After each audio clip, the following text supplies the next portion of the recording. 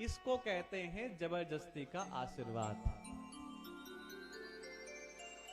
व्यक्ति हाथ नहीं रखना चाहता, लेकिन फिर भी पैर छू के अपना हाथ रख दो। अरे उसका मन होगा तो खुद ही रख देगा। अब जबरदस्ती लेना है तो भैया समेटो। बार बार जब जिद की उसने तो एक फल दे दिया आत्मदेव ने, आत्मदेव को महात्मा ने, ये कह करके कि जा इसे अपनी पत्नी को खिला देना। ध्यान से समझिएगा, फल का मतलब आम केला संतरा नहीं, फल का मतलब एक उपाय बता दिया। फल का मतलब कुछ शब्द बता दिए, फल का मतलब मंत्र दे दिया। हम चाहते क्या है? फल ही तो चाहते हैं। नौकरी के बाद फल ही तो चाहते हैं, व्यापार के बाद फल ही तो चाहते हैं। तो फल का मतलब सेब चाहते हैं क्या? नहीं, फल का मतलब संतुष्टि। फल का मतलब वो सब जो हमारे मन में चल रहा है। अपनी पत्नी को खिला देना और उसके बाद तुम्हें पिता बनने का सुख मिलेगा। लेकिन ध्यान रखना, नियम ये सब बिल्कुल सही से पालन करना, तभी अच्छी संतान का सुख मिलेगा आपको। हंसते हुए, खेलते हुए, उछलते हुए अपने घर पहुंचा, अपनी पत्नी से कहा इसको, इस फल को ग्रहण कर ले तो तुझे मां बनने का सुख मिलेगा और मुझे पिता बनने का। पत्नी ने कहा अभी मैंने स्नान नहीं किया, थोड़ी देर बाद मैं ग्रहण कर लूंगी। पति तो चला गया। जैसा संग होता है वैसा ही रंग होता है। आप किसी भी विद्यालय के सामने खड़े हो जाइए और विद्यालय में सारे बच्चे एक जैसी ड्रेस पहनते हैं, सबकी ड्रेस एक जैसी होती है। और आप कभी गौर से देखिएगा, वो सारे बच्चे एक जैसे ही लगते हैं। उसमें पता ही नहीं चलता कौन गोरा, कौन सांवला, कौन काला। सब बच्चे एक जैसे दिखाई देते। जैसा रंग वैसा संग। कितने लोगों ने चने के खेत से चना तोड़ा है? सबने तोड़ा होगा ना। कुछ लोग संकोच कर रहे हैं कि पंडित जी जान जाएंगे कि हम गांव से हैं। भैया हमको सबको पता है कि शहर वाले केवल 001 वाले हैं, घंटा घर के आसपास।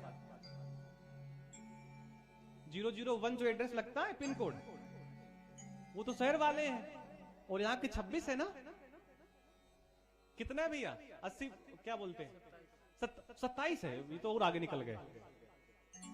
मतलब हम कानपुर में 27वें नंबर पे हैं। तो कोई अकबरपुर का है, कोई भीतर गांव का है, कोई बाहर गांव का है, कोई उन्नाव का है, और कुछ तो ऐसे गांव के हैं कि गांव का नाम भी नहीं बताते। हमारी बहन जी पीछे भिंड की बैठी हैं, भीड़ में। तो भैया मेरा मतलब यह था कि चने के खेत से जब साग तोड़ा जाता है तो उसका कीड़ा भी हरा ही होता है। जैसा संग वैसा रंग। सरसों के खेत का कीड़ा पीला और लाही के खेत का कीड़ा काला होता है। जैसा रंग वैसा संग, जैसी धुंधली वैसी ही उसकी सहेली। उसने कहा अरे इस उम्र में तुझे संतान अगर होगी तो तुझे कष्ट होगा। और ये सही बात वो कह रही है। गलत व्यक्ति कभी गलत बात कहता ही नहीं है। हां, सही व्यक्ति जरूर गलत बात कहता है। अब सही व्यक्ति कौन है? जिसने एमबीए किया हुआ है। क्यों मास्टर साहब? बेवकूफ बनाता है ना कि 4 दिन में गोरे हो जाएंगे आप। बोलो बोलो। तो पढ़ा लिखा व्यक्ति तो ये कह रहा है। तो सही व्यक्ति तो लगभग गलत बात कहता है। गलत व्यक्ति गलत व्यक्ति गलत बात बहुत कम करता है। उसने पूरी कहानी बताई कि संतति होगी तो कष्ट होगा और भयंकर कष्ट होगा। उसने एक बात और कह दी कि जब उदर पे बालक होता है तो व्यक्ति भाग नहीं पाता, और गलती से घर में आग लग गई तो तू भाग नहीं पाएगी, तेरे प्राण निकल जाएंगे। उसने कहा दीदी बिल्कुल सही बात कह रही हो। उसने एक बात और कह दी कि अगर गलती से ननद आ गई तो सारा धन लेकर के चली जाएगी। ननद का मतलब समझते हैं ना? नहीं समझते हैं, सही वाला समझो। नद का मतलब होता है आवाज। ननद में दो ना और एक दा होता है। तो पहले का मतलब होता है ना और दूसरे का मतलब होता है नद। जिसके मुंह से कभी जीवन भर आवाज ना निकले वही भाभी की सबसे अच्छी ननद। और ये स्वभाव होना चाहिए। ननद आ गई तो सब कुछ लेकर के चली जाएगी, तेरे पास कुछ बचेगा नहीं। अच्छा, जैसा उसने समझाया धुंधली वैसा ही समझ गई। सोचा फल किसको खिलाएं, तो गाय को खिला दिया। और स्वयं उस सहेली ने एक बात और कह दी कि मेरे तो अनेकों बालक हैं और एक बालक और हो जाएगा। तुझे बालक की जरूरत है और मुझे धन की जरूरत है। विनिमय किया धन से बालक का। धन से किसका विनिमय किया? बालक का। और ये कथा तो भागवत की है, आज भी यही हो रहा है। अपने गर्भ लोग किराए पे दे रहे हैं कि हमें धन दे दो और हम आपकी संतान को जन्म दे देंगे। पुराणों कथा है। नाटक करती रही 8, 9, 10 महीने तक अभिनय करती रही, अपने पति को बेवकूफ बनाती रही। एक दिन तो पति बाहर चला गया और वो सहेली ने अपना बालक धुंधली को पकड़ा दिया। नाम रखने का नंबर आया तो पहले गुरुजी लोग नाम रखते थे। भागवत कथा में सबने सुना होगा कि भगवान का नाम उनके गुरुजी ने रखा था। पहले घर के बूढ़े लोग नाम रखते थे, श्रेष्ठ लोग नाम रखते थे, और नाम बाद में रखे जाते थे जन्म के 12 दिन बाद, ताकि अच्छा सा नाम ढूंढ के रखा जाए। लेकिन आज प्रक्रियाएं उल्टी हो गई हैं। बालक अभी आया ही नहीं, 2, 3, 4, 5 नाम हो गए।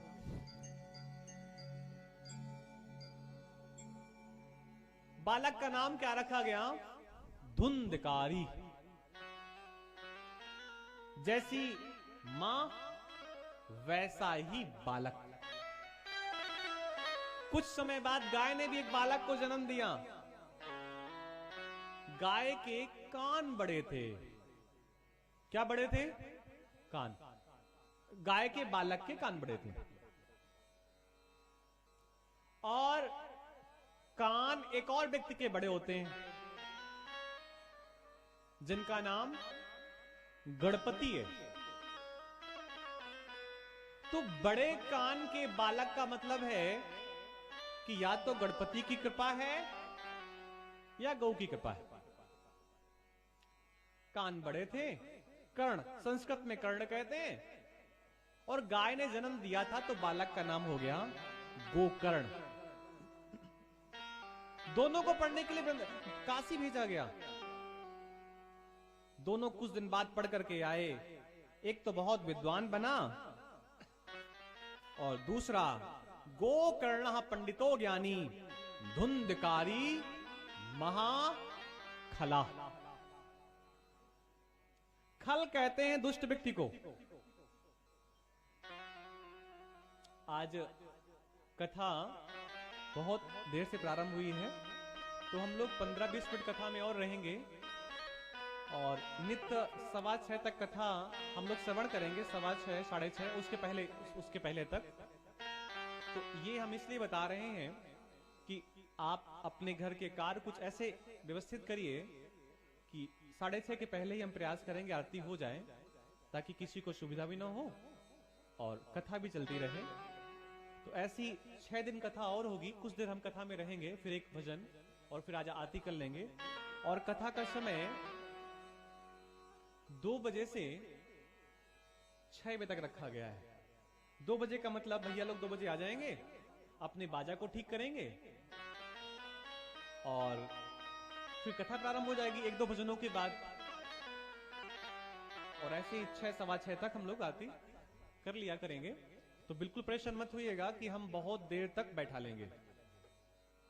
अपने कुछ थोड़े से नियम बनाने का प्रयास किए हैं कि समय से कथा प्रारंभ करें और समय से विश्राम करें, ताकि